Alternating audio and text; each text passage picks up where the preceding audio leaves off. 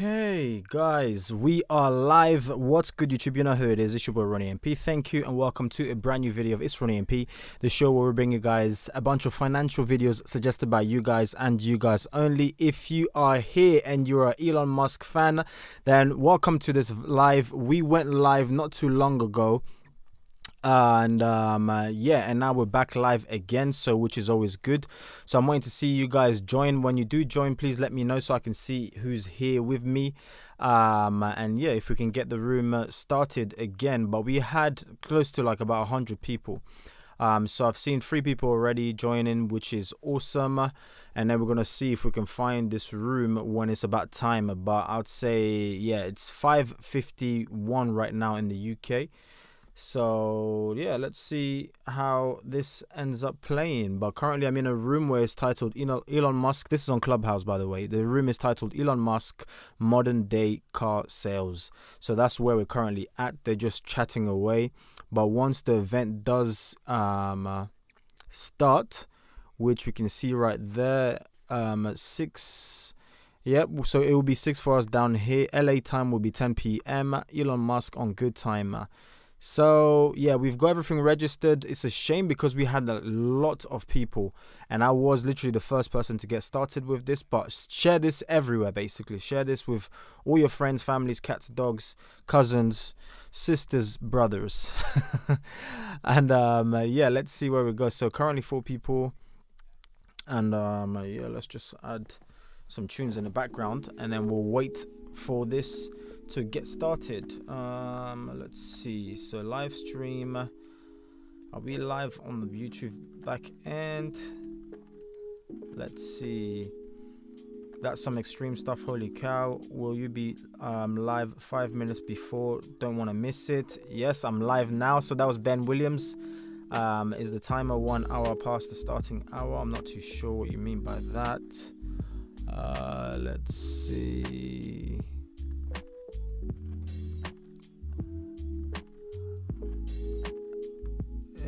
So Ben, hopefully we don't miss it. But the real issue really is it's not even sort of being live before. The real issue is jumping in, because a lot of people do feel like it's going to crash the servers. That's what people feel like. It's going to destroy Clubhouse's server because there's a ton of people who are going to be rushing in to get in, me myself included as well. So let's see. But yeah, the annoying thing is, guys, share this everywhere, please, because so we can get back to the number that we had prior. And let me know as well. Search on YouTube and tell me if the live is coming up now, because before, obviously, if you were here prior, the live was fine, and then all of a sudden a issue and so forth. People were saying they couldn't find the live. So please let me know in the comment section if you could find the live. Is the time at 1 hour past starting hour? Yeah, hold on. To be on. Okay, that's just my comment. It's fine. So I already went through that. Okay, let's see. Close this down. Let's refresh. So yeah, you guys let me know. Update today. Let's see what comes up on search. So that's my previous live.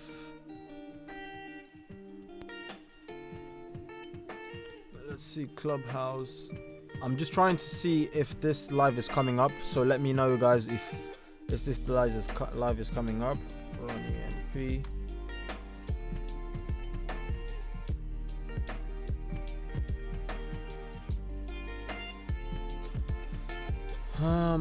Not long, 5 minutes left.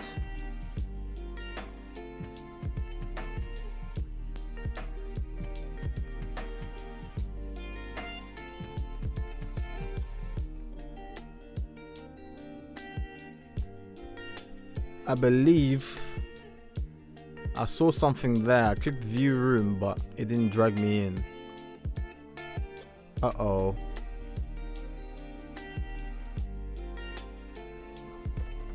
I'm in the room, hold on. Things are popping right now.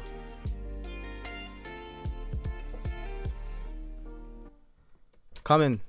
Are you in the Elon room? Are you? Basically, I went on his Twitter, innit? And then I clicked on the link and it said join the room in progress. Are you in it? The room is full. No way. How? It literally just launched now. Oh, don't vex me. You guys are witnessing this live, literally. Oh. And we've been waiting on this just now. Oh, I'm so frustrated. I'm trying to see because this was the room is full, but you can join as soon as somebody leaves. Nobody's gonna leave. What is wrong with this? This app is gonna crash. Oh, no way. Oh, no way. Okay, let's just see. Oh my days. Okay, guys, so what I'm trying to do right now is literally join. The room is filling up like by the second. It's telling me it's full, but clearly it's not. Elon, so we have to be super quick on this. That's Neuralink, Clubhouse. Join. That's so annoying if that's the case, man. Open app in app. Crying out loud. It's full. Yeah, I'm getting all kinds of texts now telling me it's full. Like, I've been open. Connection, network connection lost. You guys are You're witnessing this live right now. This is the most annoying thing ever.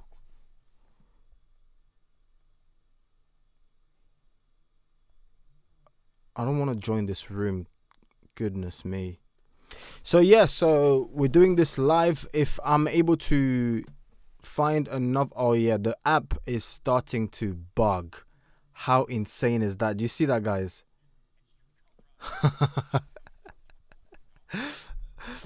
Yeah, we're gonna still try it. This is the funniest thing ever. Hold on, let me put the volume up. These people are still distracted. They think.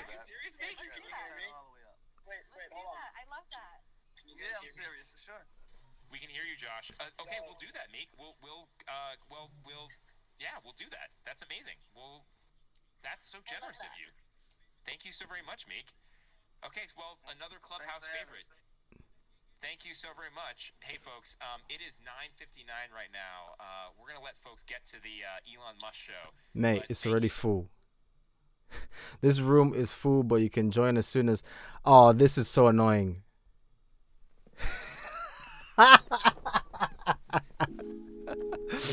Oh my days. Guys, I'm trying my hardest for you guys. Each and every single time it's refusing. 5.8k people. Oh gosh. Elon Musk got me rubbing my head.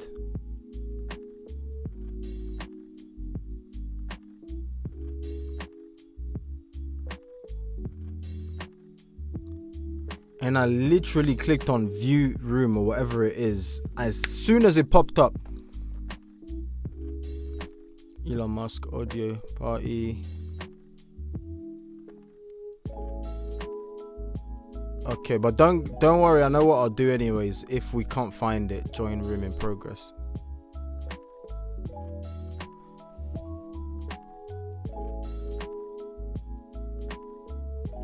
All the rooms. What's this? First of all, everyone, thank you for joining us for what is really a historic episode. I will come to our very, very special guest in a second. Okay, we got it. Ronnie MP, baby. Rest of the room, we have Gary Dan, Initialized Capital. We have my significantly better other half, Marty Ramamurthy, who Elon you met when you took us on a tour of SpaceX. This is we it. have Steven Snoss,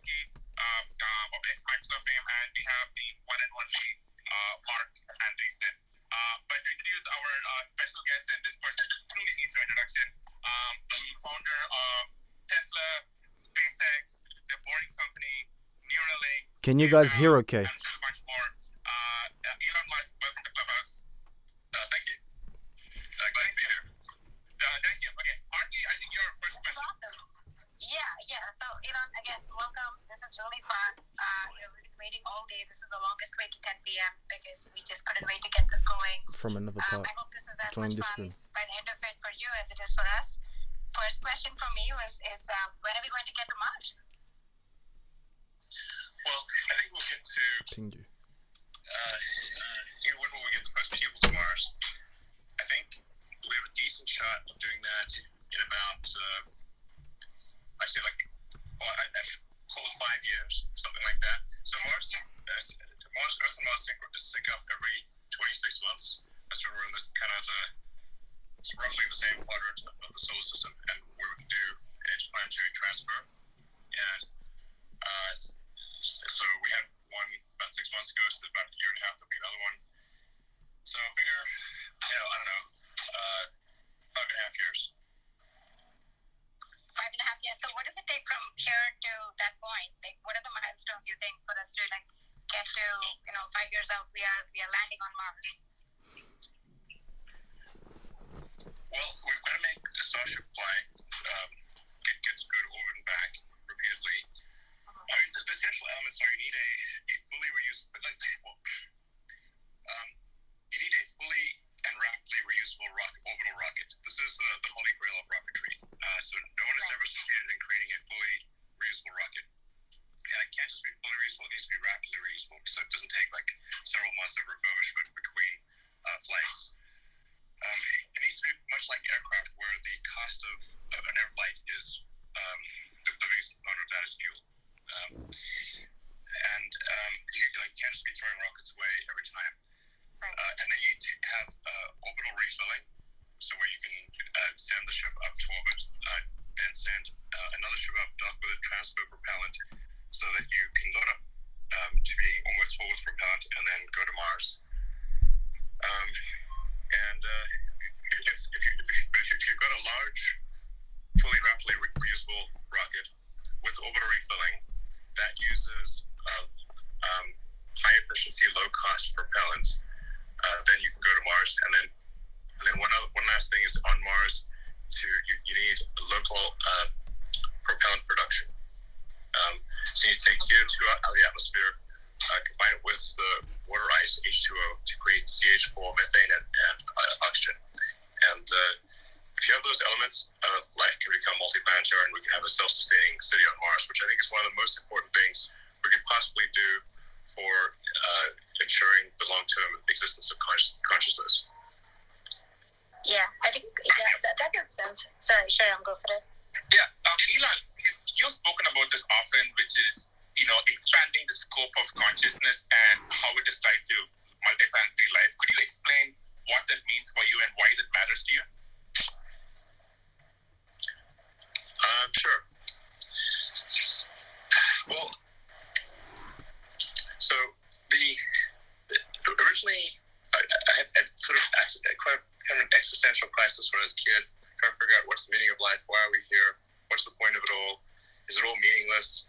I got quite depressed, actually, and sad about it, and then the thing that kind of broke me out of it was reading Douglas Adams's Hitchhiker's Guide to the Galaxy, where he essentially pointed out that the universe is the answer, and really the hard part is figuring out what questions to ask about the answer that is the universe. Yeah, exactly. He was exactly trying to make fun of the fact that the answer is the easy part, but the questions are the hard part. So, in order for us to gain a better understanding of what questions to ask, or to understand what it's all about, we have to increase the scope and scale of consciousness, so that we're better able to figure out which questions to ask and answer them. So the longer, the broader in scope, larger in scale that consciousness is, the more likely we are to be able to answer these questions and figure out what the heck's going on. Why are we here? To answer the fundamental questions. And I think there's arguably a great filter that we face with, will we become a multi-planet species or not? We'd be surprised if out there in our galaxy and others that there are a whole bunch of dead one-planet civilizations that prospered for a while. They might have prospered for millions of years, but then gradually the civilization collapsed for reasons external or internal, and that was that. All civilizations go through an arc where they go up in technology complexity, but then they don't keep going up. Over time they decline, they fall, and this has happened obviously with, if you're a student of history, with many civilizations in the past. You can look at ancient Egypt.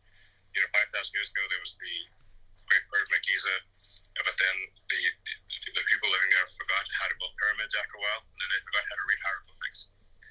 There's obviously, Gibbon's famous book about the decline and fall of the Roman Empire, and how they had advanced technology in terms of roads, aqueducts, plumbing, and so forth, and then they basically forgot about it. The ancient Sumerians, Babylonians, all these things, they've all gone through a similar arc, which suggests that most likely we will go through such an arc ourselves, and we'll be arguably less resilient to recovery because of globalization. So I think for the first time in the 4.5 billion year history of Earth, it's possible to extend life beyond Earth and make life multiplanetary. And this window of opportunity may be open for a long time. I hope it is, or it may be open for a short time. And I think it would be wise for us to assume that it's open for a short time. I'm an optimist, not a pessimist, but you have to say that there's some chance it's only open for a short time, and we should take advantage of this brief window of opening where we can transport life to make life multiplanetary, and humanity is essentially the agent of life in this process. And I think we almost have an obligation to ensure that the creatures of Earth continue, even if there is a calamity on Earth, which, as I said, could be man-made or it could be some natural calamity. As if you look at the fossil record, there are many mass extinctions. I think all of that makes sense, and I think you've talked about this before. I think one other question I have is, when we get there, we have to set up the whole society, we have to set up civilization there. How will the whole thing work in your mind? Everything from what does it mean to have internet connection in Mars, all the way to like governments and rules and laws and everything. Yeah, I think all those things need to happen. Yeah. Just as they happen in the U.S. and happen in every country. And I would not presume to prescribe what should happen there. I think the important part is just that we get people there and we get the equipment necessary to establish a self-sustaining civilization, at least one self-sustaining city. And I think the key threshold of when we would pass the great filter, of this particular great filter, is Mars sufficiently self-sustaining such that if the ships stop coming from Earth for any reason, it could be something massive or something banal. I mean, civilization on Earth could end with a bang or a whimper. But either way, if the ships stop coming from Mars, does Mars die out or not? And Mars only has to be missing one little ingredient, like the equivalent of vitamin C, and it will survive for a while, but it will eventually die out. So it's kind of getting a city on Mars to pass that critical threshold where it is self-sustaining. And are we able to do that before some calamity or a gradual decline in civilization occurs that prevents the ships from going there? That's the key threshold. I mean, in a more pithy way, is like, does the city on Mars become self-sustaining? Which comes first, a self-sustaining city on Mars or World War III? Yeah. If you kind of let yourself dream out over the next few decades, like what would you consider success? Like, let's say they get through the first 5 years, even the first 10 years. Like, what do you think is possible to build on Mars 10 years in, 20 years in, 30 years in after first arrival? Well, I think Mars will start off being very, very tiny, just like a tiny little outpost. And by the way, it's going to be very dangerous. Sometimes people think, is this like some escape hatch for rich people? I'm like, no, it will be dangerous, hard work. It's going to be, you're out there on the frontier.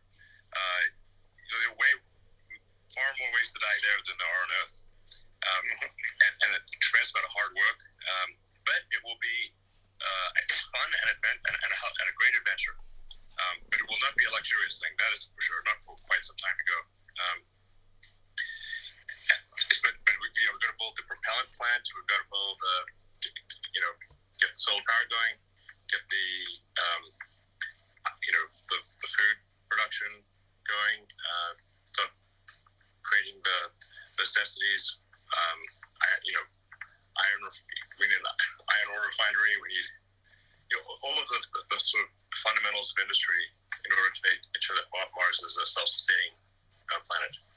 I mean, over time, like this would take a while, but you can terraform the planet and make it Earth-like, mostly by just like warming it up. So yeah. So, as you talk about this, I mean, honestly, what comes to mind is sort of the idea that a Martian civilization, although obviously imported from Earth, it will quickly evolve to be quite a bit tougher by necessity. And just the mental images leaving in my mind is the Spartans in ancient Greece.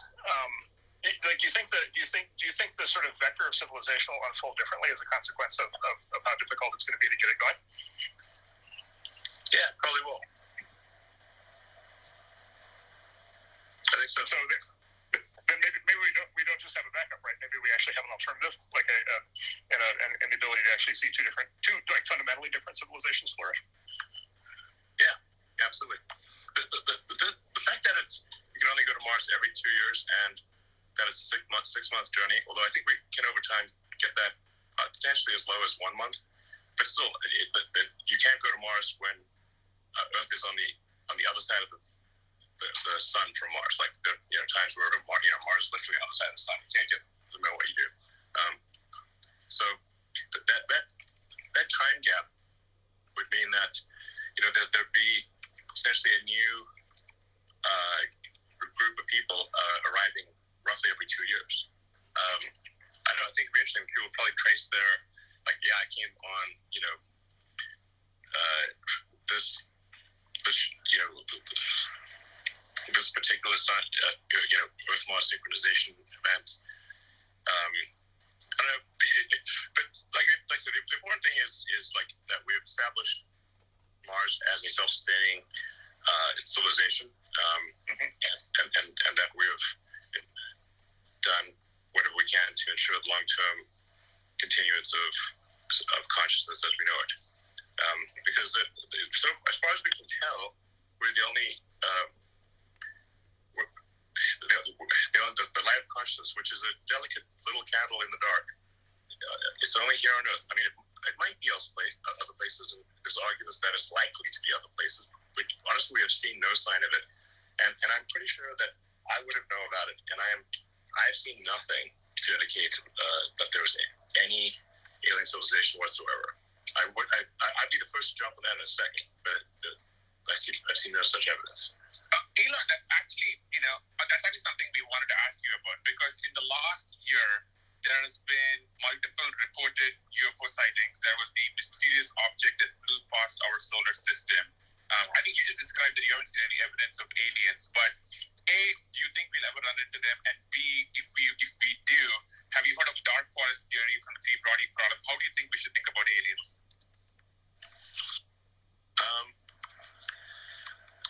Yeah, I'm trying to be strict in the scientific sense of the word.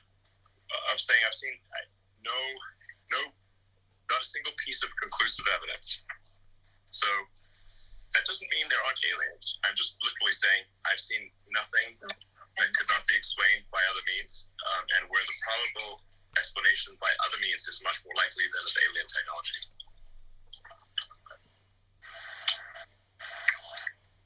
So, and for people who say like there are sightings of aliens, I'm like, listen, man, the resolution of the picture needs to be at least like 7-Eleven ATM good, okay? We can't have that fuzzy Loch Ness monster bullshit, It's like, come on. We've got is that like a 500 megapixel camera? What are you talking about? Where do you find that thing? It's gonna be at least like iPhone 6 level or something. I don't know. Can I ask one more Mars question? If that's okay for you, Rob. So, Elon, you famously have a pile of really beautiful kids. And I know you care about them a great deal, as all parents do.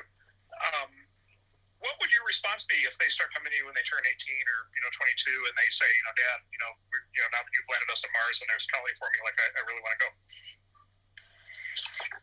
Yeah, I think if we're talking about, say, the third or fourth set of landings on Mars, I think that'd probably be I'd be okay with that. Although I've followed them so far, and none of them say they want to go, so they may change their minds. But currently, they're They're not chomping at the bit to go to Mars. Okay, so sounds interesting. Elon, okay. So I think for folks who may not know this, I think we originally met over Twitter, and it's just safe to say, and I want to move on from Mars to memes. It is safe to say that you might be the master of the memes, and in fact, you had a quote: "Who controls the memes controls the universe." Could you just explain what you meant by that and how you became this person? Well, it's a play on words from Dune. Who controls the spice controls the universe. And if memes are spice, then it's memes. There's a little bit of truth to it in that, like how do you what is it that influences the zeitgeist? Like how do things become interesting to people? And memes like actually kind of a complex form of communication that's that like a picture says 1,000 words and maybe a meme says 10,000 words. It's a complex picture with a bunch of meaning in it, and it can be it's aspirationally funny. So it's I don't know. I love memes. I think they can be very insightful. Throughout history, I think the symbolism in general has powerfully affected people. So, yeah. How did you get so good at them? I remember following you many years ago. Going from that to your sea shanties meme or any one of the memes, and some of it may not be safe for work here. How did you get so good? Why do we have to be safe for work?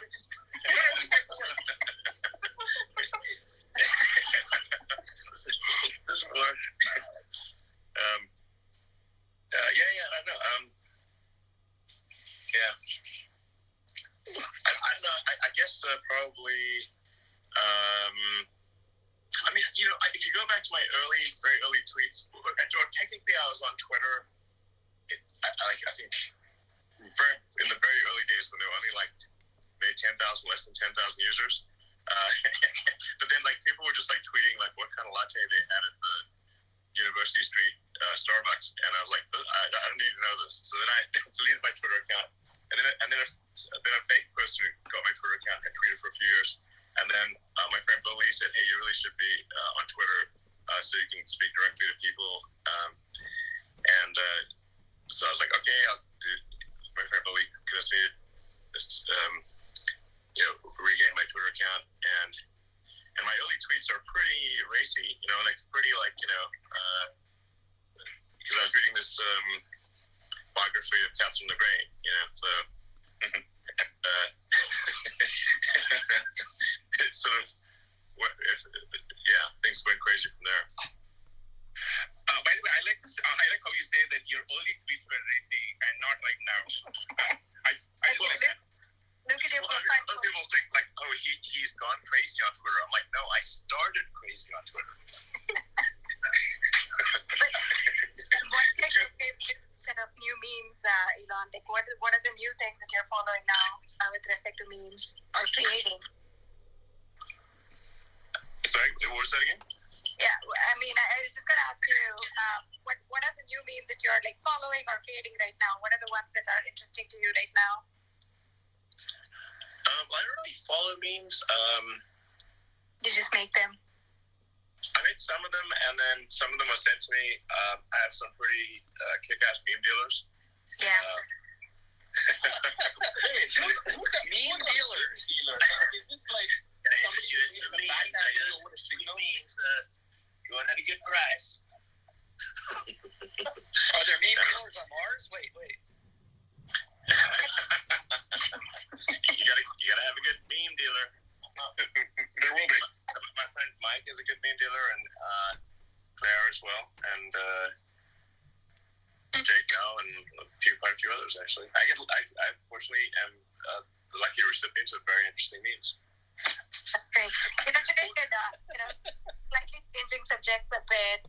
Just on Twitter, today you had posted about Neuralink and why people should be working there.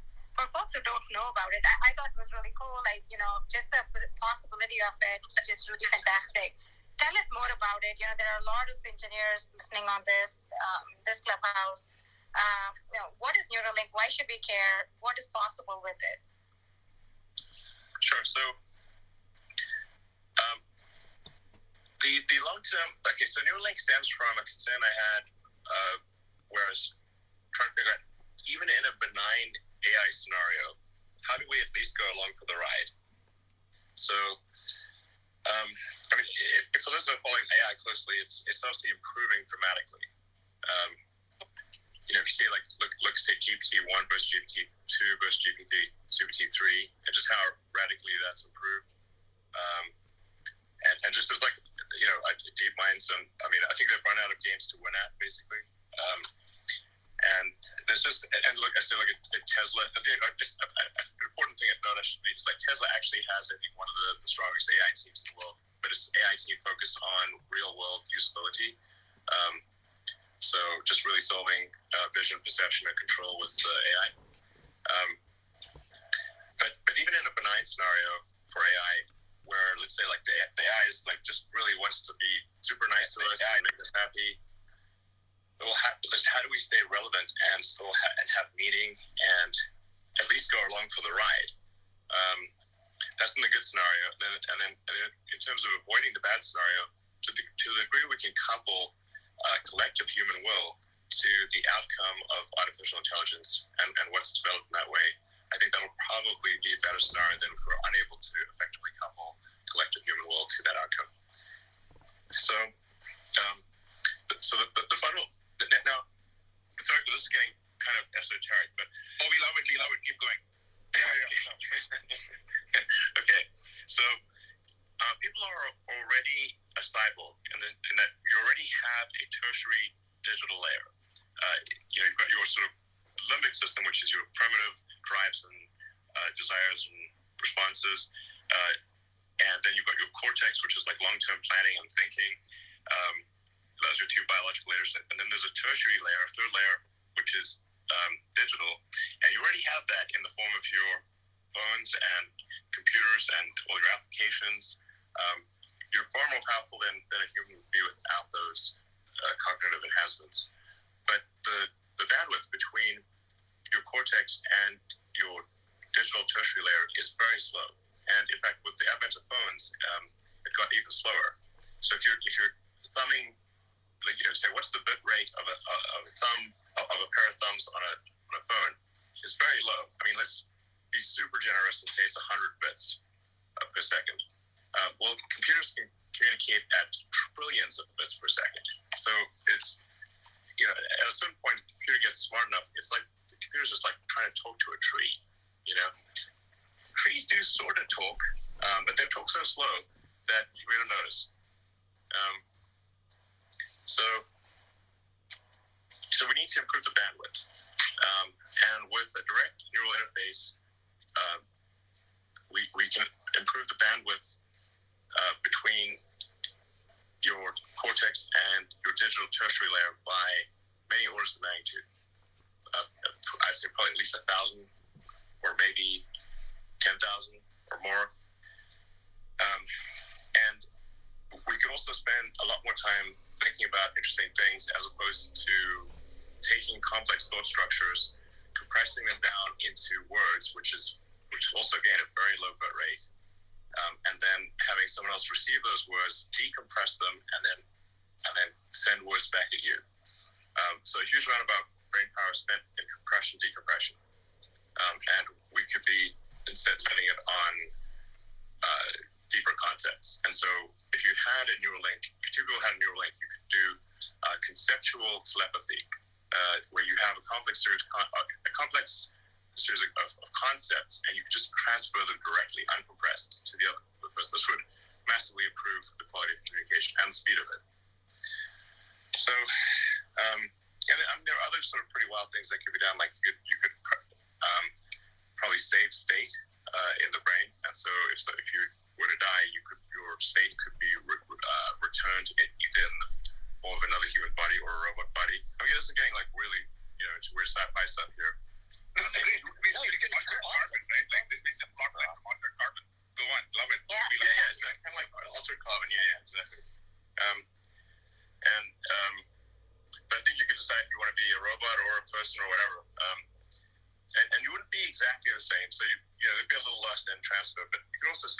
it's also arguably true that when you wake up in the morning, you're not exactly the same as yesterday. Or the you of a month ago is not the same as the you of today. A bunch of brain cells have died, and some memories have faded, some have strengthened, there are new memories. So, anyway, the point is, like, you wouldn't be, there could be something analogous to a video game, like a saved game situation, where you are able to resume, upload your last state. Yeah, kind of like Altered Carbon. Maybe lose a few memories, but mostly be you. So now that's the long-term stuff. In the short term, for Neuralink, the idea would really just be to address brain injuries or spinal injuries, and make up for whatever lost capacity somebody has with an implanted chip. So the first thing that we're going after is a wireless implanted chip that would enable someone who's a quadriplegic or tetraplegic to control a computer or mouse or their phone or really any device just by thinking. And this obviously would be a massive enabler, make life way easier for them. There have been sort of primitive versions of this device, one done with wires sticking out of your head, but it doesn't work all the time, and you can't take it home with you. So just having, basically, you think, like, in simplistic terms, I'd say it's sort of like a Fitbit in your skull with tiny wires that go into your brain. A Fitbit in your skull with tiny wires. So if somebody who's listening is good at designing, like, Fitbits, Apple Watches, phones, computers of various kinds, then actually they would be a great fit for Neuralink. So yeah, we'll probably be releasing some new videos showing progress maybe in a month or so, and because we've already got like a monkey with a wireless implant in their skull and the tiny wires who can play video games using his mind. And he's totally normal. He looks totally normal and happy. So it's not look like an unhappy monkey. And you can't even see where the neural implant was put in. Except that he's got like a slight like dark mohawk. But other than that, he's not uncomfortable and he doesn't look weird. So we're and I was like when the USDA person came through and inspected our facilities, our monkey facilities, she said it was like the nicest monkey facilities she's ever seen in her entire career. Just FYI. We went the extra mile for the monkeys. As long as you didn't make them play Cyberpunk. that would be it. That would be a hell of a trend for a monkey. But one of the things we're trying to figure out is like, can we have the monkeys play mind pong with each other? Yeah, that would be pretty cool. I have to say the pig demo was really fantastic. That was really cool. Thanks. Yeah. Well, it's a great team at Neuralink and making good progress. And like I said, I want to be clear. Like the early applications will really just be for people who've had a serious brain injury, like where it's like the value of the implant would be enormous, because obviously the early implants will come with some non-trivial risk, and so it's got to be like, okay, does the good far outweigh the bad, and then that would be a candidate for some of the initial surgeries with full disclosure of like the little risks and everything. And one of the things we're really paying close attention to is the ability to remove the implant. So it's not like if somebody doesn't want it or it's not working, we can take it out and then we can reimplant another one. So we've tested implantation, removal, and reimplantation, and it works great.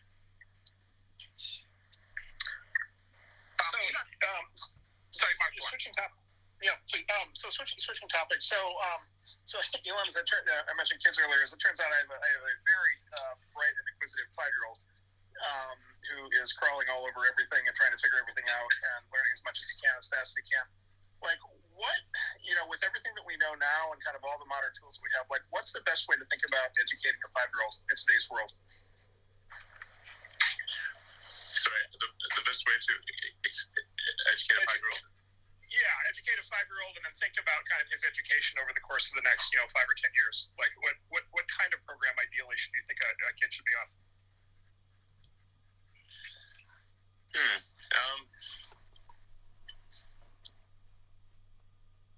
Well, my observation is my kids were mostly educated by YouTube and Reddit, and then I guess classmates and I guess there were lessons as well, but judging by the amount of time they spent online, it seemed like most of their education is actually coming from online. I think generally with education, you want to make it as interesting and exciting as possible. I'm saying, like, what are some of the, like, if you see, like what are all the things, like, say, a good video game does to keep someone engaged and interested? If kids can be super engaged in video games, like, there's way for them to be super engaged in education as well. Like, one of the things that's, I think, very fundamental is to explain the why of things. Like, so we're teaching you this, but we're going to explain why we're teaching you this and why it is relevant. I mean, we were evolved to forget things that are irrelevant or have low relevance probability. It makes sense. Like, otherwise we remember all sorts of nonsense things that weren't very important to our future. So unless relevance is established clearly, then people will have a hard time remembering it by its nature, because it appears to be irrelevant. It might be relevant, but if it's not explained to them, they won't know. And then if you want to have some sort of engaged, if you're trying to say problem solving, some sort of engaging narrative for the problem solving, like it's like far better to say, okay, we're going to teach you how an engine works by taking apart an engine and then putting it back together, and then let's find out what tools are needed in order to take this engine apart, put it back together. It's like, okay, we need screwdrivers, wrenches, and Allen keys, and we need a winch, and a bunch of other things, and then you understand the relevance, and it's much more of an interesting problem. This is much better than having, say, a course on wrenches or a course on screwdrivers. You just, like, start with a problem and say, what tools I need to solve this problem. That establishes relevance and gives a compelling narrative thread. Yeah, it seems like you could kind of, if you had sort of elaborate enough projects, you could roll a huge number of topics into that ultimately kind of combine into a single project with some really actually interesting form of output. For example, literally building a vehicle or something like that. Yeah, exactly. You have a narrative thread with it. Well, like, why is it all established relevance that, and there's a story to it, and then you say, like, well, if you can't turn that bolt without the wrench.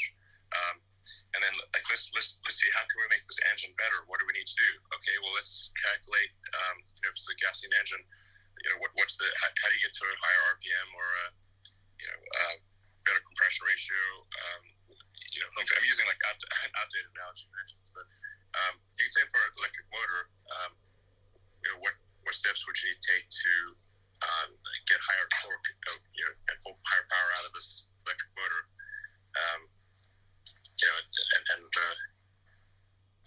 And then you can explain. It's obvious why things like Maxwell's equations become necessary in that situation.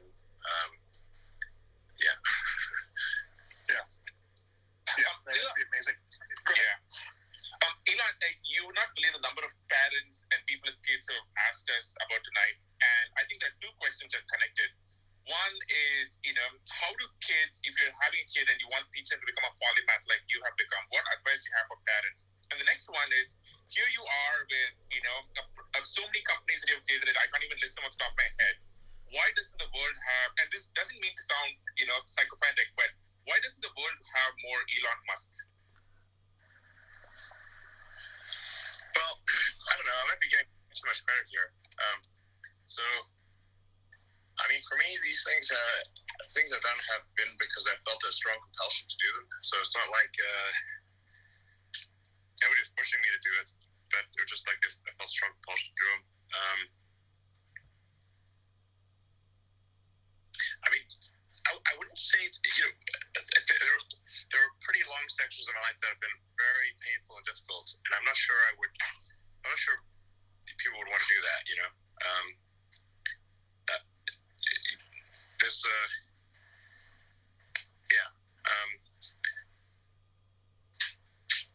if somebody wants to be me or do the things I've done, I would say most probably you're mistaken. You do not want to do that. You'd have to have some kind of like rage demon in your skull that you just got to get it done.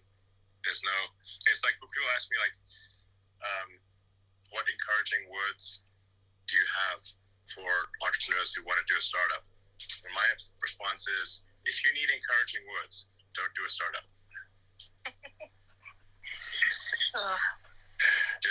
My friend Billy, doing a startup was like eating glass and staring into the abyss.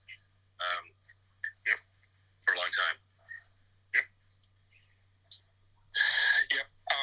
Okay. We're going to switch up just a second. But I think for everyone in the audience who just caught up and they managed to squeeze in, just a quick reset/recap. This is the one and only Elon Musk for his first time on Clubhouse, and this is a show that we do every single day. I know a lot of you are trying to get in the room. There are a bunch of overflow rooms. See if we can get in there. But we're just having an amazing conversation with Elon. Elon, okay. This is something you joked about, but I'm kind of curious to get your, maybe serious answer to this, which is all things cryptocurrency and Bitcoin. You famously just changed your Twitter bio to just the Bitcoin logo and the word Bitcoin to speak. What do you think of cryptocurrency? What do you think of Bitcoin? What do you think of other cryptocurrencies? We'd love to get your take on the entire thing. Well, I gotta watch what I say here because some of these things can really move the market. So, first of all, I should say many friends of mine have tried to convince me to get involved in Bitcoin for a long time. Like when it first just popped, it popped out there. A friend of mine, Bully, he actually had Bitcoin cake, a cake that was had a sort of Bitcoin symbol on it, and he fed me a slice of Bitcoin cake in 2013. So, clearly I should have at least bought some Bitcoin 8 years ago. What more do people need to do? Jesus, talk about being late to the party. So I was a little slow on the uptake there. My apologies. But I think about it a fair bit, but I do at this point think Bitcoin is a good thing.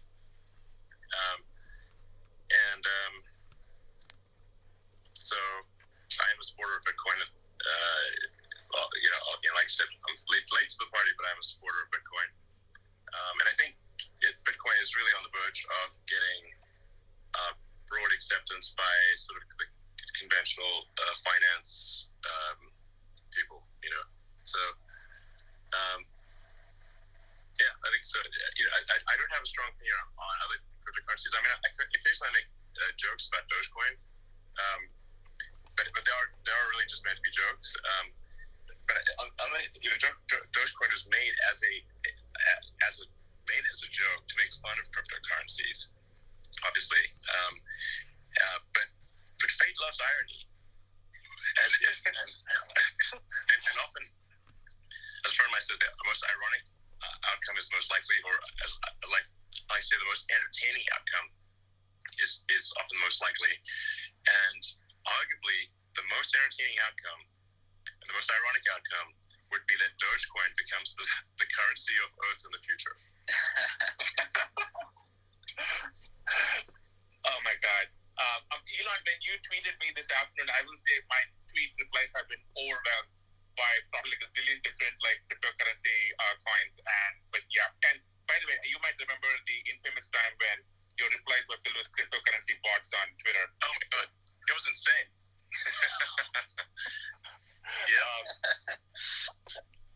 That's lucky how Elon and I actually wound up meeting, because that was a very painful time. Okay. Yeah, in fact, and then I made a joke about Bitcoin, and my account got locked.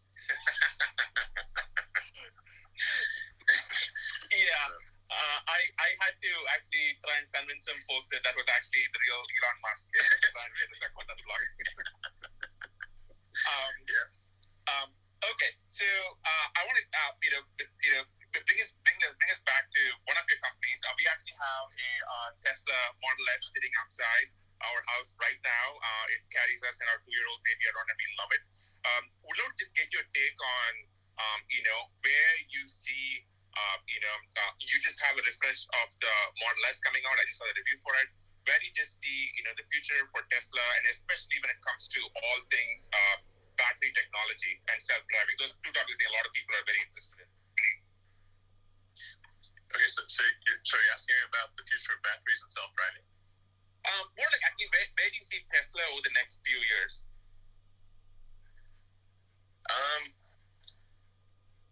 Well, yeah, I think that, the goal with Tesla is to, and has been from the beginning, is to accelerate the advent of sustainable energy. So in order to do that, we've got to make a lot of cars. We've got to make them increasingly affordable. And our rough target is we want to be able to eventually make 20 million cars a year. The reason for that is there's 2 billion active cars and trucks on the road, and figure you're not really moving the needle unless you're changing 1% of the existing fleet. And so that's roughly how we came up with 20 million cars and trucks per year.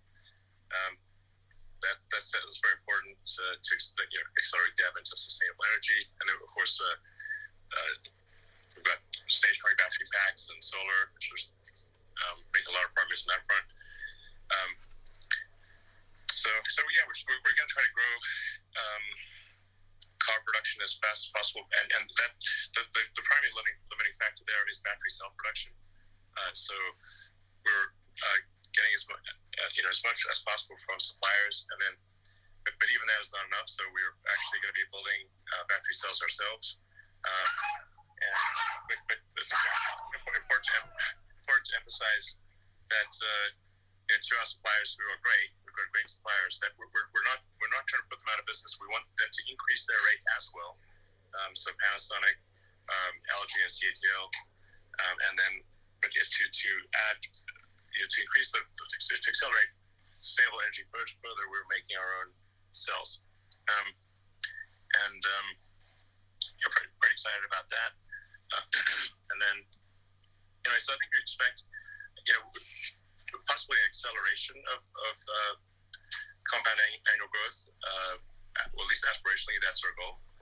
And then combine that with autonomy, and it's a very powerful story because once you have autonomy or self-driving cars, you massively increase the utility of any given car. A typical car is driven about 12 hours a week.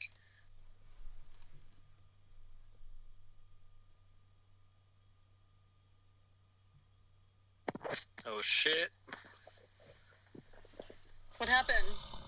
He got Hey guys, can I make a quick announcement? Since we have 5,000 Most likely, autonomous could maybe do a third of the hours in the week or something like that. So maybe they do, 60 hours a week of usage instead of 12. So you got basically a 5x increase in asset utilization there, and far less need for parking lots, parking garages, that kind of thing. So.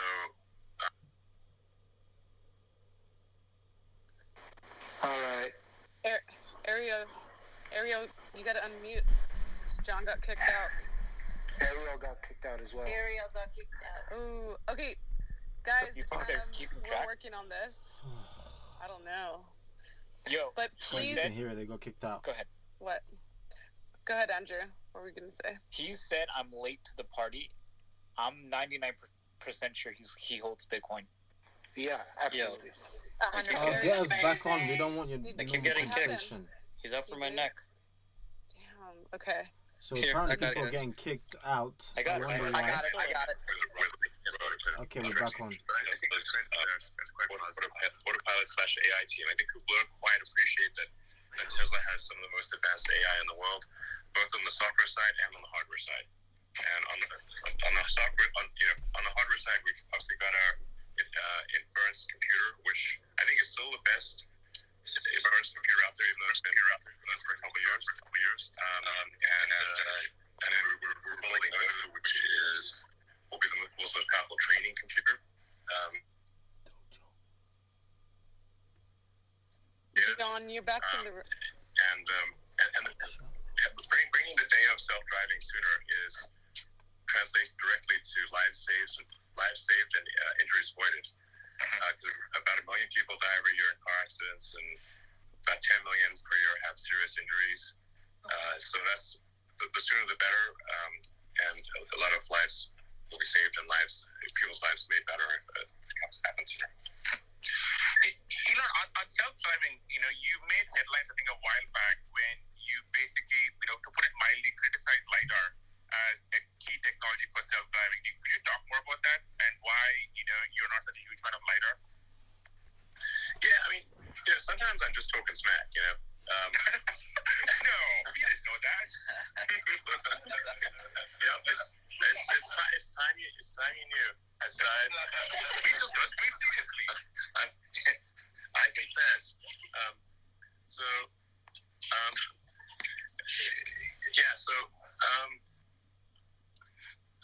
First of all, I'm not like fundamentally against LiDAR on all things, because for the SpaceX Dragon that docks with the space station, we actually developed and built our own LiDAR for docking with the space station. So obviously, if I hated LiDAR, we would not have done that. And this is well before. This is like 10 years ago that we started doing that. So I'm not like, I don't have some sort of weird antagonism to LiDAR. However, for the Robert, mute your mic, please. driving on real world roads, you have to solve vision. You have to solve vision, basically understanding objects with passive optical photons, and then making sense of those objects. So like vision, perception. What do those objects mean? What are they going to do? What is their likely path of travel?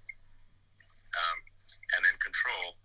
And all of that really is AI. The way we're doing it is by running a bunch of neural nets in our head. So we got to run a bunch of neural nets to do the same thing in the car.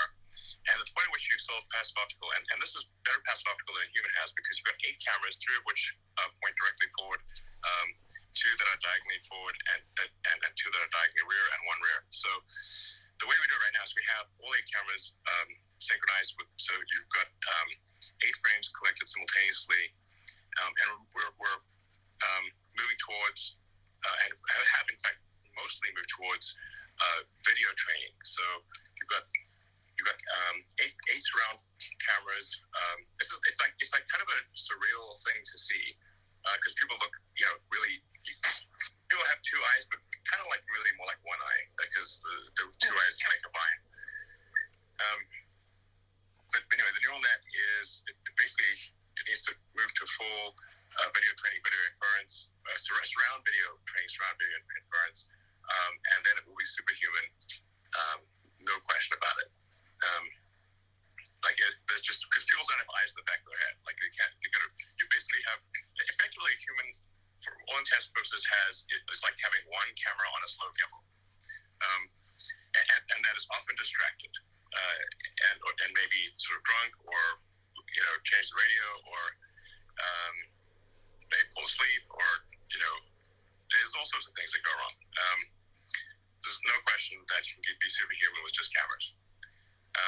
And I think if one is going to go with sort of active photon generation, I would recommend something in the occlusion penetrating wavelengths. So like radar, sort of roughly 4 millimeter radar or something like that would be better if you're going to really delve into the arena of active photon generation. Wow. Okay. That's amazing. Okay. Also, I love how deep you got into that. It was super, super fun. All right. I'm going to switch topics just a bit. I would say it's safe to say a lot of people are very interested in how you work. And you also, for example, describe yourself as an engineer. So walk us through, it's Monday morning, you wake up. What does a typical work day in the life of Elon look like? I guess I wake up and see if there are any emergencies on text or email.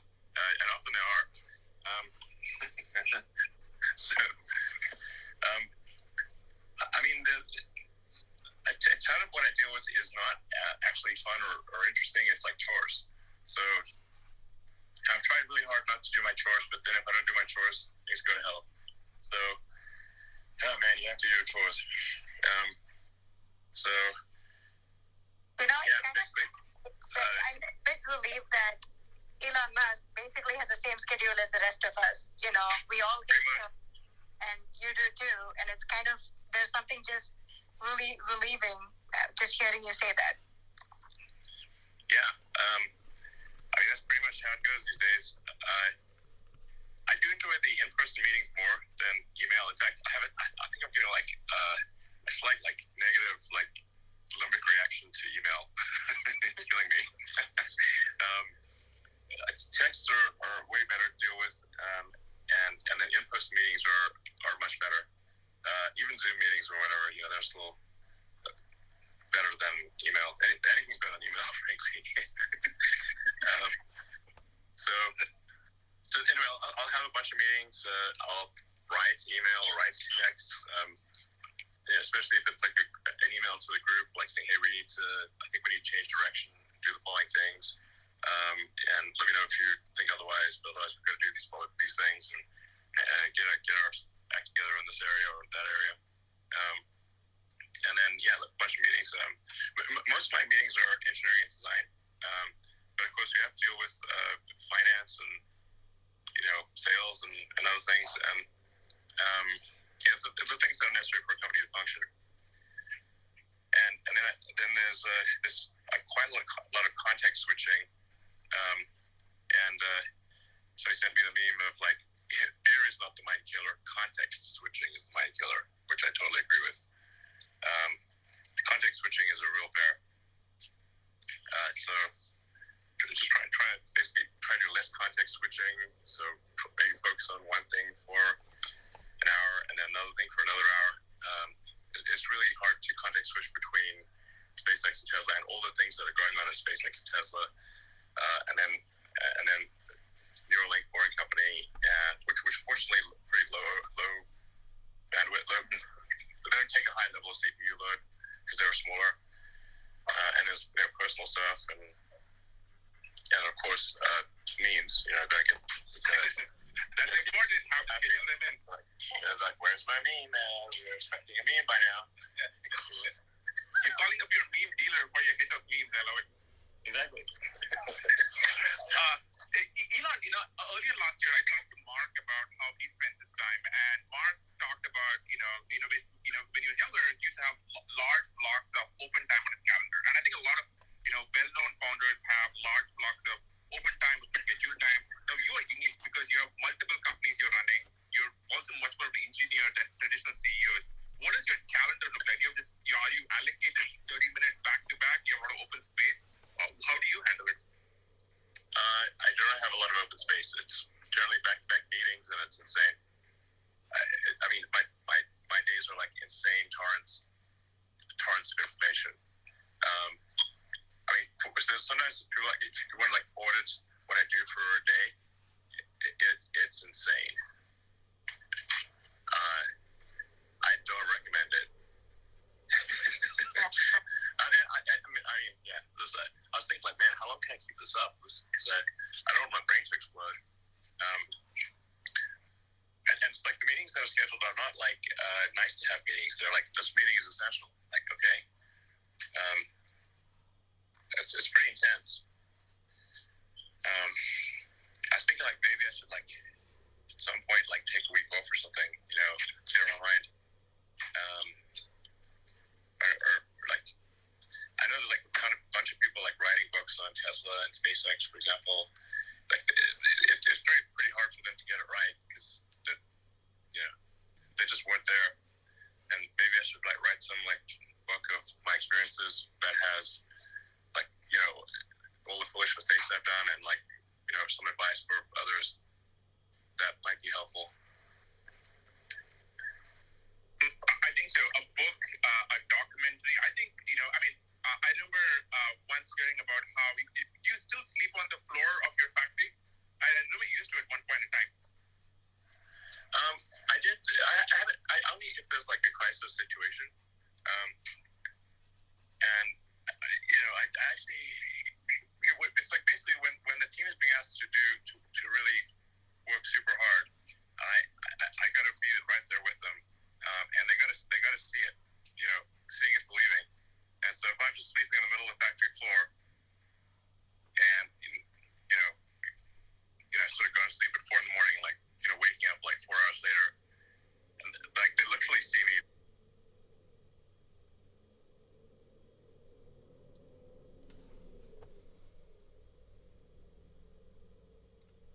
What's going on? What happened? John, are you here? Can you unmute your mic? I think Ariel got kicked out again. Hey guys, Who else has it? John, do you have a feed going? No, okay. Let me text him. He's probably got 5 phones right now. In the meantime, guys, please follow Master Bitcoin today and follow any of the moderators on stage. Follow us into different Bitcoin rooms. That was real good goodies, cookies in there. Is he? I don't see him. Sleep on factory floors. In the conference room, that's where you're sleeping. Kinda. Okay, it's going in and out, so just bear with us. Yo, sorry guys, I keep getting kicked out by Clubhouse. Great. Here, guys, I have it.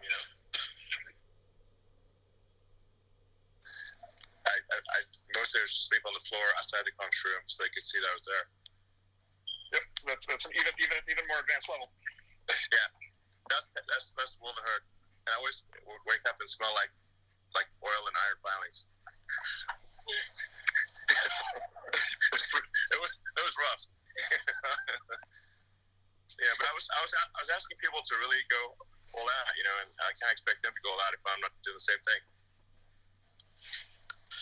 That's super interesting because when people think, again, I'm not saying this is bad for you. When people think, how does the richest person in the world live? They don't think uncomfortably sleeping outside a conference room with like a lot of loud banging going on right next door. They probably don't, but the people at the factory do. They saw it themselves. I love it. That's what's important, Okay. I love it. Okay, switching topic just a little bit. I think a lot of people, you have your hands full with SpaceX and Tesla, and the Boring Company and Neuralink. If you had to start, if you somehow magically found an extra 5 hours in a day, and you had to start another company or another effort, what would you start? Well, I'm definitely have no plans to start yet another thing. You know this anytime. Look at you. Yeah, my head will definitely explode. It's like the gladiator meme. Are you not entertained enough? Have you not created enough companies? Indeed. I think there are still tremendous opportunities in tunneling. For 5 years, people asked me what I see opportunities, and I'd say tunneling, and then nobody did anything. So then, actually, initially as a joke, created the Boring Company. We did like a test tunnel in LA, and then still people didn't believe us. And then so we just built our first operational tunnel in Vegas. But the world really needs tunnels because all major cities have traffic, and tunnels can massively improve people's quality of life by making it easier to travel from one place to another in a city. And then that can be further expanded to long distance travel, where if you just throw a vacuum on the tunnel, then you can go extremely fast, faster than a plane, and faster than a plane or a high-speed rail. So I'd really still recommend, can someone else say, please start a tunneling company? That would be great. Then there's RNA or mRNA, basically synthetic viruses, which is we've seen put to good effect with biotech and Moderna. But I think people don't quite appreciate that what's actually going on is the digitization of medicine. So it's where you can just literally, create an RNA or DNA sequence like a computer program, and then encapsulate that in a you have to multiply many billions of times, and encapsulate that in a lipid shell, so it looks like a tasty treat for your cells, and you can literally do anything. This is absolutely the future of medicine. You could probably figure out how to turn someone into a literal butterfly. Okay, your cells are biological computers. They execute just like sort of an old school computer where you feed it like you feed it a tape, or a punch card. That's you feed your cells, which are tiny biological computers, this punch card, and they will do whatever that punch card says. So that was probably a big eye opener last for 2020 of like just the understanding the potential of RNA, and then just super randomly, Tesla actually is making a fairly advanced RNA sort of microfab or something where currently for CureVac, but we're open to making it for other companies as well. I don't think I'm not sure I understand this. Why is Tesla making RNA fab? It's super random. So, like about a little over 4 years ago, we acquired a company in Germany, primarily for they're very good at automation. It's called they were called Groman, and they're in southern Germany near basically a city of Rome. And at the time of the acquisition, they said like, look, we're willing to be acquired, but there's like just a couple of projects that we think, even though they're not related to automotive, we'd really like to continue if you don't mind. I was like, and the two projects were one is this like tiny chip analyzer, or like a thing with tiny wires for analyzing chips that Intel needs for making CPUs, and then another one was this biotech thing it's basically there's three parts to it. There's a DNA multiplier, an RNA multiplier, and something which puts then the lipid shell on the RNA sequence. We're on like version 3 of it now, and they said could they keep going. So if you keep it under 10% of resources, no problem, you can keep going. And then I don't know, it turns out it may actually be useful. I just love that you accidentally found yourself with an RNA fab. By the way, you've been talking a lot about how mRNA obviously has been key to the Moderna vaccines and all the COVID-19 vaccines, which brings me to COVID. Let us say somehow magically tomorrow you were running the vaccine effort, the distribution effort right now. What would you do to get the vaccines out? Specifically around the delivery and the logistics side, which we just don't seem to be doing a really good job across the world. So what would you do differently there? Well, I don't have good insight into the situation as it stands, but I think relaxing the requirements on there's like seems to be there are too many requirements of who can get the vaccine. The vaccine really is important for anyone with that is elderly or has a compromised immune system, or is otherwise at risk for the virus. And I think really just saying like, you know, first come first serve, show up here, like use CVS and Walgreens, which give out the flu vaccine every year, and say, okay, just show up here, and you know, especially for the Moderna and biotech vaccines, which are quite temperature sensitive, they can only be sort of defrosted from the deep freeze briefly, and then they must be used or they lose their effectiveness. This is because my understanding is the RNA because the RNA sequences they use are not stable. Those sequences want to revert to something else. Because they're not stable, they must be frozen at a very low temperature, or they will simply want to revert to a lower energy state RNA sequence. That's my understanding of it. So just like instead of worrying about like this, is the exact right person going to get the vaccine? Like just accept that maybe some people who shouldn't get the vaccine will get it, but we'll still get a whole lot more vaccines out there. And let's not worry about the details here. Let's just get it to as many people as possible, as quickly as possible. And for sure, we should not worry about the second dose quite yet. Just give everyone the first dose. I suspect that the immunity granted by the first dose is very significant. And we've got, you know,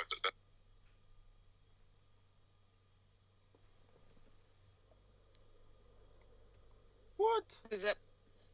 Dose and first come first serve, and don't worry about like accidentally giving them to someone maybe that will happen a little bit. So that's my recommendation on that front. We are going to be there is going to be an avalanche of vaccine coming. I think the U.S. may have ordered something like 900 million doses. Step by, and the combination of there's going to be we were going to have so much COVID vaccine, I guarantee you it will be thrown away later this year. More than we could possibly ever need or want. And the Johnson & Johnson vaccine just got approved, which is that's good because it's more conventional vaccine, but it's a single shot, room temperature. And there are more and more vaccines that are going to get approved. Hopefully the CureVac one will be approved soon. I know because I know the Tesla machine, it can make a bazillion doses super fast. So, I think there's definitely, for those who are concerned about the vaccine, you should expect an exponential increase in vaccine availability. And then combined with that, we are, I think, starting to approach some degree of herd immunity with people who contract the virus and recovered. So, which is actually better than getting a vaccine. The antibody reaction is better than if you got the vaccine. So, could go on and on about it. But overall, I think, optimistic message that there will be lots of vaccines. And I would really encourage people to take the vaccine. I am not an anti-vaxxer. I want to be clear. I'm pro-vaxxer. So, speaking of the vaccine, California has been sort of bouncing between kind of 45th and 50th in the country, by states in terms of the speed of the rollout. And it for me, it sort of, it re-raises this question that's been coming up more and more, which is, you and I and a lot of people, here listening have built our companies, primarily in California up until now. What's your view on the future of California from here? Well, first of all, I should say I love California, and I've lived more than half my life in California. Just I am, Californian. So much of my, I built my companies here. Came here as a summer, came to Silicon Valley as a summer intern to work on energy storage technology for electric vehicles. Way back in 92, I think it was 92 or 93. There's a little company called Pinnacle Research in Los Gatos. I got to Silicon Valley as soon as I could. And then at Stanford, I was going to be working on sort of advanced capacitors for use in electric vehicles as grad studies, and ended up putting that on hold for the internet. And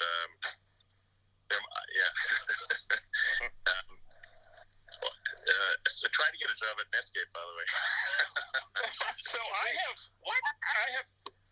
heard that story indirectly. I would actually like for you to tell it so that I can learn what mistake I made. Okay, well, first of all, I wouldn't say I did a very good job of trying to get a job at Netscape, but I was convinced that the internet would be the future. Essentially, the humanity communicated by osmosis until then, but with the internet, it would be like humanity acquiring a nervous system and becoming much more of a superorganism.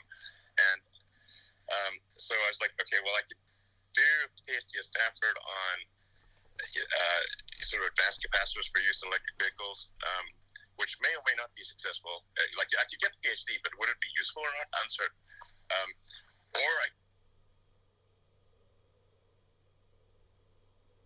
Yeah, guys. Sorry about this. People keep getting Clubhouse kicked out. Kicking us out. Servers are absolute trash. Clearly, they don't have enough funding. But we'll. Wow. I tweeted out a YouTube video that's got it live right now. Stream it. Denver. Watch the internet get votes right in front of me, or one sec, and try to help, build the internet in some way. And you're basically the only internet company. So I sent my resume, and I was like, I didn't get any feedback. And then I tried hanging out in the lobby, but I was too shy to speak to anyone. And I was like, man, what a charlatan I am sitting in this lobby. Wow. And then I just started writing stuff for myself because I was like, okay, well, I'll just write stuff for myself. And I actually wrote the first maps and directions on the internet. I'm not sure how many people are aware of that, but the first maps, directions, yellow pages, and white pages. I wrote it personally. It was just me on my computer. And when we started our first company, we only had one computer. So the website only worked during the day because I was coding at night, and the server ran during the day. So That's quite an adventure, that's for sure. I think I would say the controls. Yeah. That's not. So I just want to let you know that the next time you show up at one of my companies and hang out in the lobby for an internship, you're going to get an internship. Wow, thanks, man. Yeah. But only if you get the stuff running 24/7. Like you can't slack off at night. Yeah. No sleeping outside the controls. That's not okay. Yeah. We will provide you with not just one but 2 computers. Nice. Okay. I want to wrap up with some light questions for you, which I think a lot of people are curious in. What are you watching on TV? What are you reading right now? Well, I just finished watching The Last Kingdom, which I think is a great piece of mostly accurate historical drama. There's Cobra Kai, which is if you grow up in It's so good. It's so good. It's such a sick burn, that show. My goodness. I mean, they just like turn the knife constantly. But like having a sort of order or something. It's doesn't make any scientific sense at first. So let's see, what else have we been watching? What do you if I can break it? What do you think of The Expanse? Maybe I should start watching that. I think there are like some sort of like things about like having a shortage order or something. There's something like it didn't make any scientific sense at first, so I was like, come on, this is dumb. So then I stopped watching it, but it sounds like maybe I should keep watching it. I need to watch it on the treadmill, otherwise I won't work out because I hate working out. Yeah, I think you'll find. I think season 4 now. I think you'll find it's apparently. I think you'll know more than I will, but the sort of most accurate representation of what actual like interplanetary travel would be like. Once it's sort of made routine. And by the way, the politics that flow, right, and so it sort of sets up a 3-way battle between basically Earth and Mars, and then the asteroid belt, and kind of gets into all the. If that was possible in the future, I would say that would be a good outcome because it means that humanity's actually made it out there. As long as they don't annihilate each other. Besides the Expanse, what do you recommend? Have you seen? I've got one for. I just got to bring one up. Devs, spelled DEVS. Yes. If you have not seen Devs, Dev is definitely the show for you. And I will not say any more, but you will enjoy it. All right, Devs. A game that's pretty good is Mythic Quest. Yeah. Amazing. Oh my God, my favorite. Best Apple TV show. Yeah, that's a good one. Did you see the Ravens Banquet, the most recent one? Yeah, it's great. So good. Have you seen Tenet yet? The new Christopher Nolan movie? Yes, it's pretty good. Wow. Okay. And did you understand Tenet? Well, I think if you think too hard about Tenet, it's not going to make maybe complete sense. But I enjoyed the movie. It's funny because that's kind of what Nolan said too in one of the interviews. He said, just don't go deep into it. Just enjoy it for the movie. And 4 hours later, I emerged from Reddit being like, I still don't entirely get it. So I should have just just skim through it. Just watched it for the fun of it. Yeah, exactly. Okay, Elon. I think you don't want to take up too much of your time. This has been amazing. You've pretty much broken Clubhouse. There are probably about over a dozen, maybe more overflow rooms, and I see so many Twitter trends right now. You've been so generous. For all your listeners here and on Twitter, you've been asking for people to join Neuralink. You've been asking people to join Tesla. Do you have any final thoughts for everybody who's listening to you right now? Well, do you want to hear the real story from Vlad from Robinhood about what happened this week with GameStop?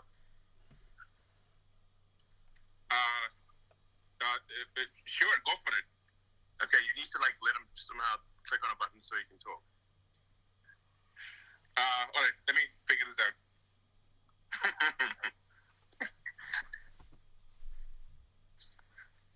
While we're figuring it out, Elon, why don't you talk to us about Hitchhiker's Guide to the Galaxy, since you mentioned that right at the beginning? Hitchhiker's Guide to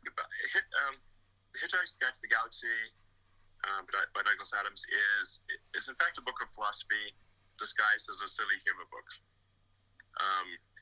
And if you read it from the standpoint of, wow, this is an interesting book of philosophy, it's quite insightful. As I mentioned, he really hits to the point of the answer is easy once you can properly formulate the question. And I mean, I like the fact that the ship is powered by infinite improbability. It's called the Heart of Gold. Yeah. Yeah. It's he makes fun of bureaucracy. In fact, Earth essentially gets destroyed by a sort of clerical error or essentially, well, not even clerical error. They basically decide that they need to have an interstellar highway, and the Earth's in the way, and so they post the fact that the Earth needs to get destroyed for this interstellar highway. But of course, it's posted on an alien bulletin board that no one on Earth can access, and so then they're surprised when people on Earth are unhappy about this. It's like, it was posted on the board. What do you mean? Like, what board? Some of the things in Doug Sam's book, like the Babel fish, where you put the fish in your ear that automatically translates, we kind of have that already. So, yeah, I mean, the future's coming fast. Elon, okay. Vlad, can you hear us? Vlad the Stock Impaler. Hey, guys. Thanks for inviting me up. It's good to hang with all of you. All right, Vlad, what really happened? Give us the inside scoop. All right, well, I was actually hoping that you would invite me up for the Fermi paradox part, because this has been a very surreal weekend and week for me. One of the really great things is all the people coming out of the woodwork to offer support for the company, offer, advice. So I got introduced today. And actually, I should say, I just randomly downloaded Clubhouse a couple of days ago just to see what it was all about. So this is my first time literally using the app. But yeah, I got introduced to your friend Antonio, Elon, who had some good advice for me, and then introduced me to you. You had some great advice. And then I figured, I heard about this Clubhouse, and this has got to be part of the simulation. So I just thought, why not? So here I am. So I'm actually an adherent to the simulation hypothesis. All right. Well, spill the beans, man. What happened last week? Why can people buy GameStop shares? The people demand an answer, and they want to know the details and the truth. Yep. Okay. So let me start by giving a little bit of background. So I'm the chief executive of Robinhood. Robinhood is actually I'll go through this quickly. Don't worry. This is important. It's actually a couple of companies. So there's an introducing broker dealer called Robinhood Financial, and that basically is the app that you know and love. It processes trades. You're a customer of Robinhood Financial. Then there's a clearing broker dealer, Robinhood Securities, that clears and settles the trades. And then we have Robinhood Crypto, which is our crypto business. All of these are kind of different entities that are differently operated. So basically Wednesday of last week, we just had, unprecedented volume, unprecedented load on the system. A lot of these, so-called meme stocks were, going viral on social media, and people were joining Robinhood, and there was a lot of net buy activity on them, as you guys all know. And Robinhood at this time, I think, was number one on the iOS App Store, and pretty close, if not number one, on Google Play as well. So just unprecedented activity. And so Thursday morning, right? So I'm sleeping. But at 3:30 a.m. Pacific, our operations team receives a file from the NSCC, which is the National Securities Clearing Corporation. So basically, as a clearing broker, and this is where Robinhood Securities comes in, we have to put up money to the NSCC based on factors, including things like the volatility of the trading activity, concentration into certain securities, and this this is the equities business, so it's based on stock trading and not options trading or anything else. So they gave us a file with the deposit, and the request was around $3 billion, which is, about an order of magnitude more than what it typically is, right? So, why was that so high? Like, this seems like it sounds like this is an unprecedented increase in demand for capital. What formula did they use to calculate that? Well, and just to give context, Robinhood up until that point has raised, a little bit, around $2 billion in total venture capital up until now. So it's a big number. Like $3 billion is a large number, right? So basically, the details are, we don't have the full details. It's a little bit of an opaque formula, but there's a component called the VAR of it, which is value at risk, and that's based on kind of some fairly quantitative things, although it's not fully transparent. So fuck all that. To reverse engineer it, shut up, but it's not kind of publicly shared. And then there's a special component which is discretionary. So that kind of acts as a multiplier, and basically discretionary meaning like it's just their opinion. Yeah, it's a little bit. I mean, I'm sure there's definitely more than just their opinion, but basically, well, I guess like it's based on growth. What everyone wants to know is like, did something maybe shady go down here? It's like, it seems weird that you'd get a sudden $10 billion demand, 3 in the morning. Sorry, how much? Yeah, it was $3 billion US. $3 billion. Okay, so it's $3 billion around. Just suddenly out of nowhere. And what percentage? I wouldn't impute shadiness to it or anything like that. And actually, the NSCC was reasonable subsequent to this, and they worked with us to actually lower it. So it was unprecedented activity. I don't have the full context about what's going on in the NSCC to make these calculations, but essentially it was a large number. Is anyone holding you hostage right now? No, I'm okay. Thanks for asking. But anyway, so this was obviously nerve-wracking, and I actually was asleep at this point. The operations team was fielding this at 3 o'clock, and then we got back, we put our heads together.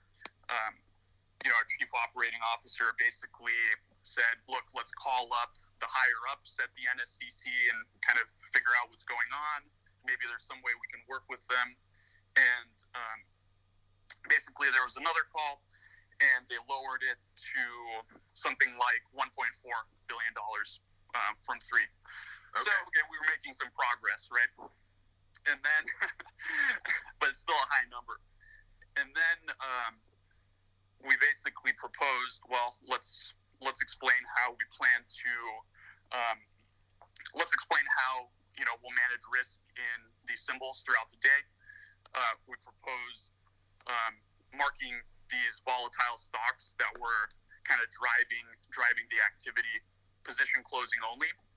And then at about an hour before market open, so 5:30 or 5 in the morning, they came back and they said, okay, the charge is, or the deposit, $700 million, which we then deposited and paid promptly, and then everything was fine. So that essentially explains why we had to mark these symbols position closing only, and also why we knew this was a bad outcome for customers. Part of what's been really difficult is Robinhood stands for democratizing access to stocks, and we want to give people the access. So that's been very, very challenging. But we had no choice in this case. We had to conform to our regulatory capital requirements, and so the team did what they could to make sure we were available for customers. Who controls this organization, this clearinghouse? It's a consortium. It's not quite a government agency. I don't really know the details of all of that. Okay. But and to be fair, like we were I think there was legitimate sort of turmoil in the markets. Like, these are unprecedented events with these meme stocks, and there was a lot of activity. So there probably is some amount of extra risk in the system that warrants higher requirements. So it's not entirely unreasonable. But we did operational processes to make sure that customers that had positions could sell their open positions, because obviously restricting someone, we got a lot of questions about, okay, you had to restrict buying, why didn't you also restrict selling? And the fact of the matter is, people get really pissed off if they're holding stock and they want to sell it and they can't, right? So I think that's categorically worse. So and lots of other brokers, I think, were in the same situation. Robinhood was in the news, but you sort of heard this industry-wide, right? Other brokers basically restricted the same exact activity. All right, so it sounds like this organization calls you up and they basically have a gun to your head, either hand over this money or else. And so, because I mean, like, basically what people are wondering is, like, did you sell your clients down the river, or did you have no choice? And if you had no choice, that's understandable. But then, we got to find out why you had no choice, and who are these people that are saying you have no choice? Yeah, I think that's fair. We have to comply with these requirements. Financial institutions have requirements. The formula behind these requirements, I think it would obviously be ideal if there was a little bit more transparency so we could plan better around that. But to be fair, we were open to serve our customers, and 24 hours later, our team raised over $1 billion in capital, so that when we did open, when we do open tomorrow morning, we'll be able to kind of relax the stringent position limits that we put on these securities on Friday. Will there be any limits? Well, I think there's always going to be some theoretical limit. Like, we don't have infinite capital, right? And on Friday there were limits.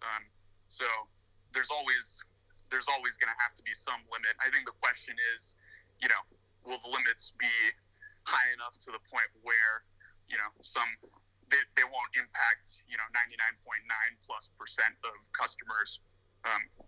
So, if someone were to deposit $100 billion and decide to trade in one stock like that, that wouldn't be possible,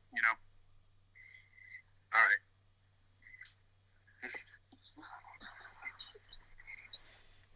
All right. Well, I guess people really just want to know, if you had no choice, then you had no choice. It's gun to the head situation, and then that's understandable. But then whoever put that gun to your head should, be willing to answer the public.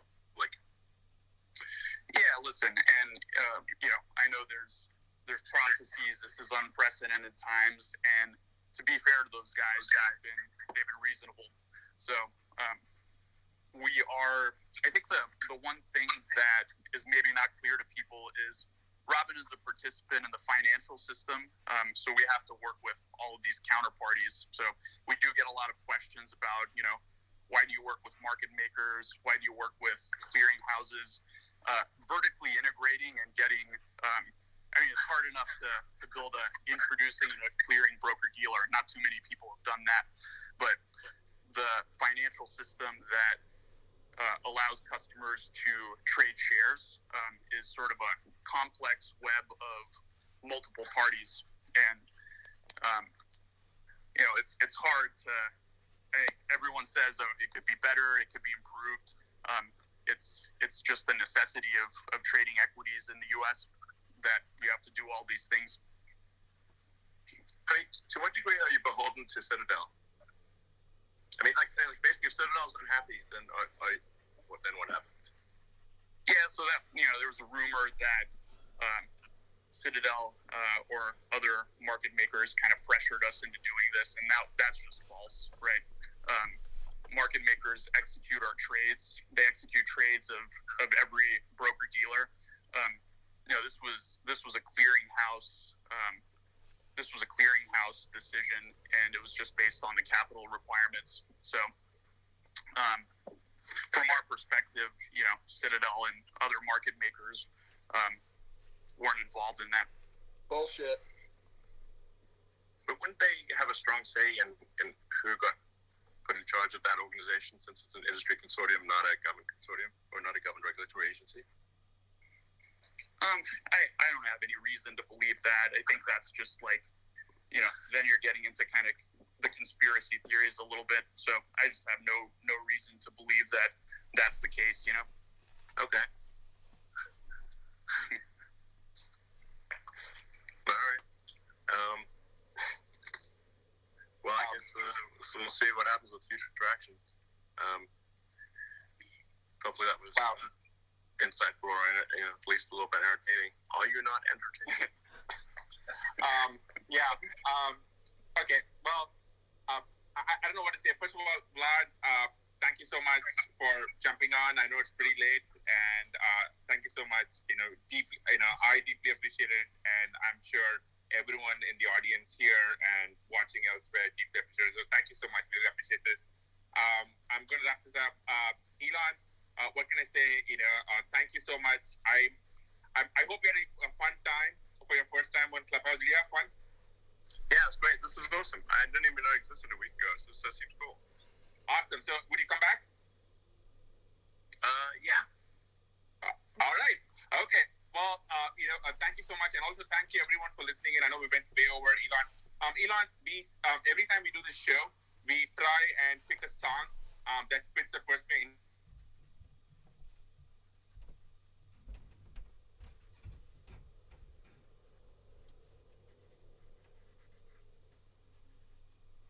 What happened? Why did the audio stop? I don't know what happened, but it seems like I was kicked out of that room. So let's see what room I can join right now. What's going on here? He asked one great question, like what your day looks like. That was dope. That was. Alright, leave, because they're talking a bunch of nonsense. What's your day look like? Elon Musk is announcing aliens tonight. Some of these titles on Clubhouse is absolutely insane. Elon Musk speaking. Let's see if I can join in this room. I have back channels with a lot of you guys, and the people on here, I pretty much know y'all, and I know who's a snake, who's not, and I know y'all are not. So I'm gonna keep adding people right now slowly. I'm asking all the mods to add absolutely nobody. I'm gonna add people slowly, but wow, what an event! What an event! This room maxed out at 5.5K. Someone apparently saw 7.3K on our account. I asked them for a screenshot. Wow. This room is arguably one of the biggest, largest ongoing rooms in Clubhouse. We've had 2 to 5K people for 11 hours straight. It's been absolutely phenomenal. Thank you all. So, this conversation was pretty intense. I did not expect the CEO of Robinhood to hop on as well, and Elon just literally just putting on the spot. But John, did you take a couple of notes? John, what are your key takeaways from what just happened? Let's see. I don't think we have John here right now, Farouk. Speechless. Oh. Yeah, you know what? A lot of people, the app started crashing. That was insane. Did the app crash for you? No, I was good in this room. I just couldn't get into the other one. You know what, I was Ed? I got booted. I was. Yeah, we all was in got front. booted. I was booted Literally, like a 2 lot of times. people got booted. Yeah, I think Okay, most of the people in this room got kicked out at least. Everyone else else they kept texted me. rejoining, Yeah, and kicked at even the when it end. would, I think it said poor connection for a lot of people as well. So it was. Yeah. But we got the majority, so Yeah. what I'm going to do then Yeah, it was is super weird. People kicked let's see, from room. Elon Musk party. Let's see what's going on here. And then it sounded like Elon was as curious as we all were. Like, what the hell happened? Like, what? Like, Okay, I'm gonna and leave this room. So yeah, so guys, I've been able to do it. I captured it live for you guys. For all the 14 people that are watching, if you haven't subscribed right now, because I think it's worth it. I haven't slept. I went without sleep. Let's bring our mic back. I missed you, baby. I missed you. Let's bring the mic back. So I haven't slept at all. Writing all of these notes down. Hopefully you can see it. All of these notes down. There are pages. Just listening to what he had to say. You see that? They're pages basically. But listening to some of the notes he has to say. Some of the later videos that are coming up as well. So you best believe there's going to be a video. I'm going to be making a short down version of the audio. So this way it'll be of value to people who maybe don't want to listen through to all of that, you know, some of the talk that they had in between. Just get you guys the goodies. So I'm going to be working on it right now. So as I said, be sure to destroy that subscribe button so you don't miss out when this drops. I'm also going to be working on maybe just the audio version of what happened with the Robinhood. So for the people that do want to just listen to that, maybe a recap or re-listen to it as well, be sure to subscribe as well. But there's still 14 people watching. So as I said, all I can promise you right now is there's a bunch of Tesla content that is coming up, because that's where my money is currently invested right now, in Tesla. We are making all kinds of Tesla gains. Okay, so definitely it's interesting to see. I mean, let's see. Are you guys, let me know in the comment section, are you guys interested in listening to what other people have to say about it? Or should I just, I think I might just end it here, because it seemed like that was the end of it anyways. So let's see. Is it finished? Says Miss Unique. Yes, that will be great. What would be great? Sorry, if you could just clarify there, right there, Miss Unique. Because I do need to get going, start editing on these videos so we can get them uploaded. But so far that was awesome, to be honest with you. I mean, a lot of gems in there, a lot of goodies, including off to Mars, and oof. Wow, the future really does look insane, and I'm glad you're here with me. You witnessed it live, in the flesh, because I'm the best, and I put your limits to the test.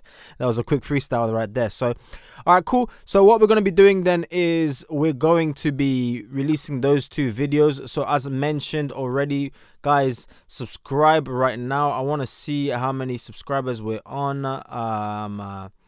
Let's see. Okay, but yeah, that was awesome, man. That was really, really, really good. Really good. 1,662. Okay. All right. So yeah. So we're gonna end it right there, guys. Thank you ever so much by watching this video. Do not waste your time. Don't forget to tell your haters to get in line, giving us a little summarized version of the discussion. Yeah. So I'll be doing that in audio format most likely, but it will be a summary basically of what's been going on. This means I'm not going to be sleeping at all today. Literally. It's 7:41 right now, and I've been up since yesterday. We haven't slept.